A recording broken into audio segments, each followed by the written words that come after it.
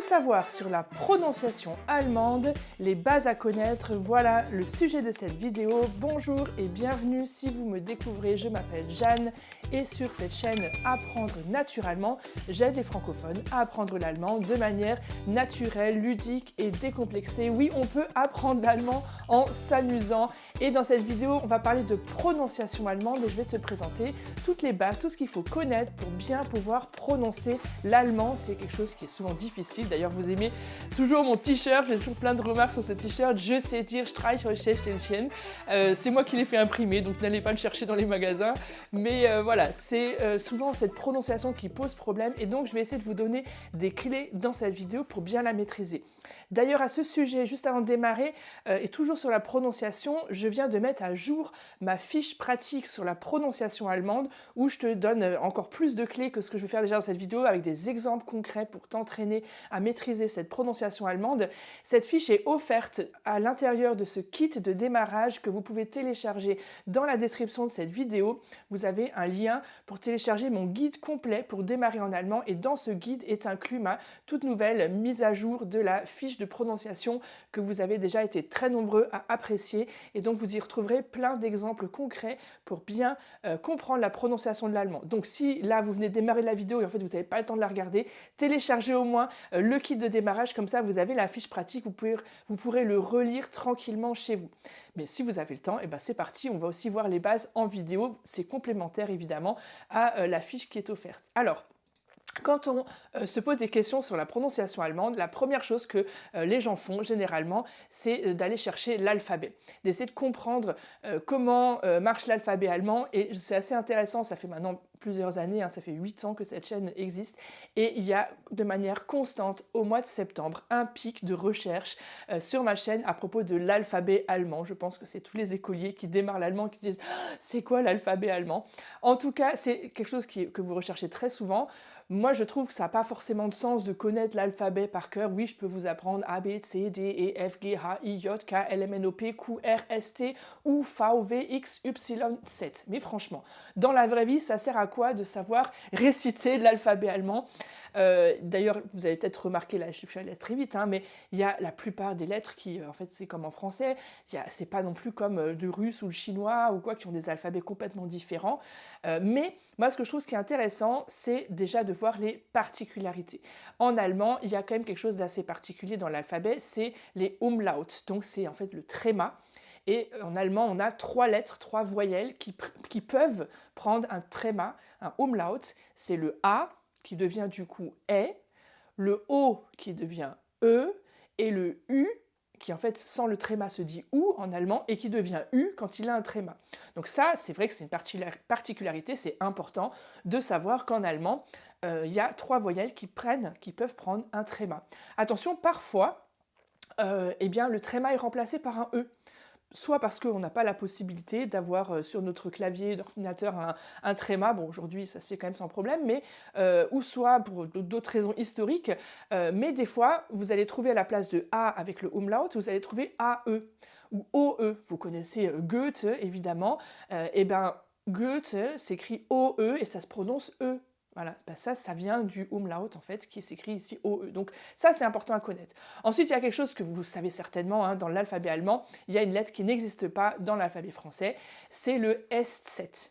Le SZ, il ressemble à un B majuscule, mais détrompez-vous, ce n'est pas un B, c'est simplement, ça se prononce comme 2 S. Voilà. Quand vous voyez un SZ, c'est comme 2 S l'un en dessous de l'autre, vous le prononcez comme 2 S, c'est pas plus compliqué que ça. Ensuite, petite particularité à connaître, c'est le J. Le J se prononce je. D'ailleurs, quand le mot que vous connaissez tous pour dire oui en allemand, c'est ja, et très souvent vous faites l'erreur de l'écrire avec un Y. Eh bien non, en allemand, ça s'écrit avec un J. C'est le J qui fait le son je en allemand. Donc ja, Joghurt pour le yaourt, etc. Il y a énormément de mots en allemand que vous allez retrouver qui commencent par un J et donc qui se prononcent je. Ensuite, autre particularité, c'est le Q. La lettre Q se prononce en allemand Q. D'accord ? Q, ça c'est quand on lit dans l'alphabet, mais très souvent il va être accompagné, comme en français d'ailleurs, du U. Et là, attention, ça se prononce du coup Kve. Kve, comme par exemple dit Quelle, la source. On ne dit pas dit Quelle, mais dit Quelle. Donc QU, attention à prononcer kv. Ensuite, on a, je l'ai dit tout à l'heure, la lettre U, qui donc toute seule, en allemand, se prononce OU. D'accord? Donc comme le OU en français, OU. En allemand, pour faire U, il faut rajouter le umlaut, comme on l'a vu juste avant. Autre particularité de l'alphabet allemand, c'est le V et le W. Donc attention, ces lettres sont assez présentes, même très présentes dans des mots en allemand, et ça ne se prononce pas comme en français. La lettre V française se prononce F, comme dans Vater, par exemple, le père. D'accord? Donc très souvent, le V ici en allemand va se prononcer F, Vater. Et la lettre W, que l'on appelle W, se prononce tout simplement V en allemand, et tu la retrouves dans plein de mots comme Wagen, la voiture, etc. Donc là, ça c'est une particularité à bien maîtriser. Et on arrive à la fin, là c'est vraiment des lettres un peu moins présentes, mais c'est quand même intéressant dans l'alphabet de connaître ça. Le Y se prononce U. D'ailleurs, la lettre Y se dit Upsilon. J'aime beaucoup ce nom, c'était le nom d'un de mes lapins, parce qu'il avait un Y sur le, sur le front. Je l'avais appelé Upsilon. Mais cette lettre-là se prononce U. Quand tu vois un Y dans un mot, ça se prononce, alors pas exactement comme un U, mais c'est très proche du U. Et enfin, on a le Z, qui est aussi assez présent en allemand. Et attention, le Z, il faut imaginer qu'il y a un, S, un T devant, pardon. En fait, tss, tu imagines TS, tss. Donc là, attention, quand on voit des mots, on va revenir dessus avec le Z, c'est tss. Voilà un peu pour les particularités de l'alphabet. Ensuite, ce qu'il faut savoir, c'est qu'en allemand, on a des diphtongues. Les diphtongues, il y en a 3, c'est des sons doubles en fait. Et donc là, c'est avec des voyelles, et il y en a 3 à connaître, qui s'écrivent de 2 manières différentes pour certaines. Donc le aïe, que ce soit AI ou EI, ça se dit aïe, comme aïe, je me suis fait mal, d'accord? Ou aïe, das Ei, EI, c'est l'œuf. Donc ça, on le trouve très souvent, aïe. Ensuite, on a AO, AU, comme Frau, dit Frau, la femme par exemple, ça s'écrit AU et ça se prononce comme AO, Frau, d'accord? Et enfin, on a le EU.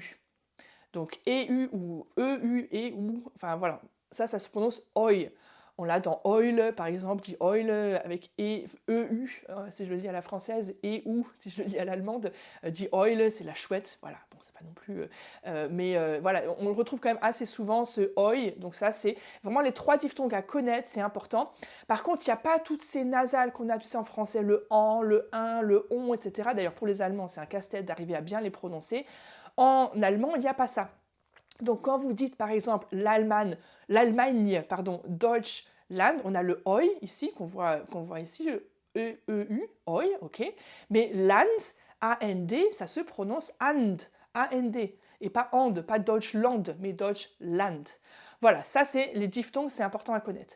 De manière générale, pour la prononciation, vous m'avez sans doute déjà entendu le dire, mais la règle générale en allemand, et pour les mots d'origine allemande, ça a des exceptions si c'est des mots d'origine étrangère, mais c'est qu'on prononce tout. Et ça, c'est vraiment chouette parce qu'il n'y a pas toutes ces lettres muettes comme on a en français, des lettres qu'on écrit mais qui ne veulent rien dire, E, A, U en français qui se dit O, c'est complètement absurde pour les étrangers. En allemand, on prononce tout ce qui est écrit. Et quand on entend de l'allemand, on peut écrire assez facilement parce qu'on va écrire tout ce qu'on a entendu. Donc, pour moi qui étais enseignante en Allemagne, j'ai été professeure des écoles pendant 3 ans dans une école primaire. J'ai suivi mes élèves du CP au CE2, j'ai même enseigné l'allemand. Et bien, je voyais des CP, c'était incroyable. Au bout de quelques mois, une fois qu'ils avaient compris comment les sons s'écrivaient, comme en fait ce que je viens de vous présenter, eh bien, ils étaient capables d'écrire de manière orthographiquement relativement juste, parce qu'il y a très peu d'exceptions, beaucoup moins en tout cas que dans la langue française. Donc, règle générale, on prononce tout. Après, il y a des petites particularités de prononciation et donc c'est pour ça que je faisais cette vidéo. Donc restez là, on est au bon endroit. Si c'est un petit peu dense, ne vous inquiétez pas. Vous avez tout dans la fiche pratique. Il y a tout avec plein d'exemples aussi pour vous entraîner à nouveau. Eh bien, vous pouvez l'imprimer, comme ça vous pouvez relire ça tranquillement. Vous pouvez la télécharger en dessous dans la description de la vidéo. Vous regardez, il y a un lien vers mon kit de démarrage et dedans vous avez la fiche de prononciation pratique que je vous offre et qui voilà, qui a été réédité, peut-être vous l'avez imprimé il y a quelques années, téléchargé il y a quelques années, mais là j'en ai refait une nouvelle version, mise à jour, avec plein d'exemples, et vous allez pouvoir réapprofondir les choses qu'on voit dans cette vidéo. Alors, sur la prononciation allemande, il y a des choses vraiment à ne pas rater, c'est le H. Le H, en fait, il faut vraiment sentir le souffle qui sort là. Vous sentez sur votre main le souffle chaud. Dans heiß, par exemple, je m'appelle ich, heiß. C'est important là de bien sortir ce H. Attention à pas non plus faire de l'excès de zèle, on reviendra là-dessus dans des prochaines vidéos aussi, parce que parfois vous mettez des H là où il n'y en a pas. Vous avez bien compris qu'il y avait un H en allemand et qu'il fallait souffler, mais des fois vous le faites pas au bon endroit. Par exemple dans Hund, pour E, il n'y a pas de H, donc c'est pas Hund, parce que sinon Hund c'est le chien. Voilà, donc attention à pas non plus faire de l'excès de zèle et en mettre partout. Ensuite, évidemment, dans la prononciation allemande, il faut bien maîtriser le ach et le ich. Ces deux sons, ach et ich, donc vous voyez, c'est le CH. Alors selon s'il est ach, c'est devant A, O, U, ou devant I, E et tous les diphtongues et tout le reste en fait, eh bien ça va être le ich laut. En allemand, on l'appelle ich laut, le son ich et le son ach. Tout ça, je vous remets aussi dans la fiche de prononciation. Et donc là, c'est bien important de bien les prononcer. Donc ach, c'est plutôt là derrière, hein, dans la comme ça dans la gorge. Et ich, c'est plutôt ici avec la bouche bien écartée. Je vous ferai des vidéos aussi spéciales pour bien prononcer ces points-là. Il y en a déjà aussi sur ma chaîne YouTube. N'hésitez pas à y faire un tour. Ensuite, là, on a un point aussi particulier, c'est les ch. On le retrouve très très souvent ce son dans la langue allemande et de manière générale il va s'écrire SCH, le ch qu'on connaît en français de chien, qu'on connaît en allemand de Schule par exemple, dit Schule, l'école, il s'écrit SCH. Donc ça c'est important, ne l'écrivez pas CH parce que sinon c'est ach ou ich, pardon, mais le ch vraiment qui ressemble au français, il s'écrit SCH. On le retrouve aussi avec SP ou ST, des mots qui commencent par ça, il y en a énormément, sprechen, sterben, voilà, vous pouvez me les mettre en liste dans les commentaires, il y en a tout plein, et dans la fiche, je vous mets des exemples. Mais là aussi, c'est ch qu'on entend, donc shpe, cht, même s'il n'y a pas le SCH, d'accord? SP, c'est shpe, ST, c'est cht. Voilà, je vais un peu vite parce qu'il y a beaucoup de choses sur la prononciation. J'ai d'autres vidéos où je m'attarde sur certains points et j'en referai aussi dans les prochains temps. Donc abonnez-vous à ma chaîne pour ne pas rater ces prochaines vidéos et retrouvez dans la fiche pratique aussi tous les exemples. Là, je voulais vous donner surtout un aperçu des bases à connaître. On a ensuite le ZV, si je le dis à l'allemand, donc ZW. Et ça, attention, donc le Z, déjà, je vous rappelle, hein, c'est ts. Et ensuite, le W, c'est v. Donc ça va faire tsv, d'accord? Tsv. Vraiment, vous accumulez le T, le S et le V. Tsv, tsv. Donc zwei, par exemple. Zwei pour deux. Donc ça, c'est important de bien maîtriser ça et de ne pas dire zv, comme on aurait tendance peut-être à le dire à la française. Ensuite, on a les mots qui finissent par R ou ER. Et ça, c'est aussi quelque chose qu'on ne maîtrise pas toujours au début, mais il faut presque le prononcer comme un A. Donc quand je dis par exemple aber, mais en allemand, eh bien je vais à la fin mettre presque un A, aber, et non pas aber. Voilà, ça c'est un petit détail, mais ça joue sur la coloration pour prononcer un allemand plus authentique. On a aussi le IG, ça vous me le posez très souvent cette question, comment est-ce qu'on prononce à la fin d'un mot quand il y a IG, est-ce que c'est ik, est-ce que c'est ich? Cette question revient sans cesse et c'est normal parce qu'en fait les deux sont justes. Et donc vous entendez parfois ik, parfois ich, moi ça m'arrive de dire l'un ou l'autre, par exemple dans König, der König, selon la région d'où on vient, le dialecte qu'on parle, les deux sont justes, les deux sont possibles, et c'est pour ça que très souvent vous me posez cette question, et bien c'est juste, tout simplement, les deux sont justes. Et enfin, une particularité encore sur la prononciation, pardon, mon écran a défilé trop vite, voilà, c'est quand on a DT en fin de mot, où là ça se dit die Stadt, ça se dit tout simplement comme un T, Stadt, die Stadt, c'est la ville. Alors justement, c'est intéressant qu'on ait ce mot-là, c'est pas choisi par hasard. Oh, quelle préparation et quelle transition magnifique! Puisqu'on a ici, vous remarquez un A court, Stadt, Stadt, d'accord? Il existe aussi un mot avec un A long, c'est presque le même mot, mais c'est Stadt. Et là, le A est long. Tu entends la différence entre Stadt et Staat? C'est deux mots différents en allemand. Eh oui, parce que die Stadt, c'est la ville, et der Staat, avec un A long, c'est l'État. C'est pas la même chose. Alors oui, en allemand, et ça c'est vraiment une particularité que les débutants ne maîtrisent pas toujours et sur lequel on fait souvent des erreurs, il y a des voyelles longues et donc évidemment aussi des voyelles courtes. Alors dans ma fiche, je te redonne les détails, hein, ne t'inquiète pas. Les voyelles longues, c'est toujours devant une consonne.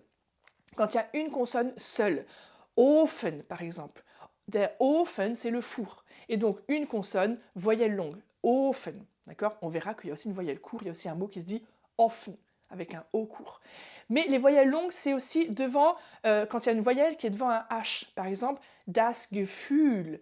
Gefühl, on a un H qui vient juste après la voyelle et le H il rallonge un petit peu. Les Allemands appellent ça le Dehnungs-H. H c'est le H et Dehnen c'est étirer, tu vois. Et donc le H il étire et donc on dit das Gefühl parce que tu as deux verbes aussi qui viennent d'ailleurs de ça. Das Gefühl, le sentiment. Si je veux dire ressentir quelque chose, je vais dire fühlen. Et je dois le prononcer avec un U long, fühlen, parce que c'est ressentir. Si je le dis avec un U court, attention, écoute bien la différence, ça va faire füllen. Füllen. Et füllen, on l'a par exemple dans ausfüllen. Un formulaire, Formular, ausfüllen. Ausfüllen, c'est remplir quelque chose. Füllen, c'est mettre dedans. Donc ausfüllen, remplir un formulaire. Et donc, c'est pas pareil entre ressentir, fühlen, et füllen, ausfüllen. On a un U long, un U court. Et donc, globalement, tu peux retenir que quand il y a un H, la voyelle est rallongée. C'est le cas aussi quand on a un E. Donc, la voyelle avant le E va être rallongée. On le retrouve par exemple très souvent, c'est IE en fait. Hein, en fait, j'aurais pu mettre simplement IE. Là, la lettre, le I est rallongé. Donc c'est der Brief. Et c'est pas der Brief, mais der Brief pour la lettre. Le I est un peu plus long. Ça, c'est le cas des voyelles longues. On a aussi le cas des voyelles courtes, évidemment. Et là, tout simplement, les voyelles courtes, c'est quand on a deux consonnes. Donc, par exemple, on avait tout à l'heure Ofen, le four, mais Offen, on a deux F, donc la voyelle avant va être courte. Vous pouvez retenir tout simplement, il y a déjà deux consonnes, on n'a plus de place, la voyelle n'a plus de place, donc elle est toute courte. Quand il y a une consonne, la voyelle peut s'étaler et elle prend le temps. Voilà, ça c'est ma petite astuce pour retenir. Mais donc deux consonnes, voyelle courte, Offen. Voilà, ces petits exemples vont t'aider un petit peu à ajuster. Tu vas pouvoir observer ça quand tu apprends des nouveaux mots. Tiens, est-ce que c'est voyelle longue, voyelle courte? C'est une notion qui est importante. Tu as vu que selon le cas, ça peut donner deux mots complètement différents. Et enfin, pour s'amuser un petit peu, et c'est là que c'est fun, c'est pour ça que moi j'aime aussi beaucoup la langue allemande, parce qu'il y a ces mots compliqués. Alors évidemment, je sais dire Streichholzstäschchen, oui, je sais dire la petite boîte d'allumettes, mais franchement, est-ce que ça sert de savoir dire une petite boîte d'allumettes? Non, mais c'est fun et ça vous plaît, et moi aussi, j'aime beaucoup ces mots compliqués, je m'en suis même imprimé un tapis de souris, je travaille sans cesse là-dessus, bah, ça m'amuse beaucoup. Alors, je vous en ai choisi quelques-uns. Et en fait, ce qu'il faut comprendre, c'est que la langue, c'est une langue Lego. J'ai fait une vidéo récemment à ce sujet-là. On met en fait des briques ensemble et on crée de nouveaux mots. Donc en fait, Streichholzstäschchen, que je vous ai mis ici à l'écran et que j'ai aussi sur mon t-shirt, eh bien c'est tout simplement, on a Holz, le bois qu'on frotte, streichen, Schachtel, c'est la boîte. Mais là, comme il y a un tréma, parce qu'en fait, on a rajouté un diminutif, chen, et donc il faut mettre le tréma devant. Donc c'est la petite boîte de bois qu'on frotte, la boîte d'allumettes.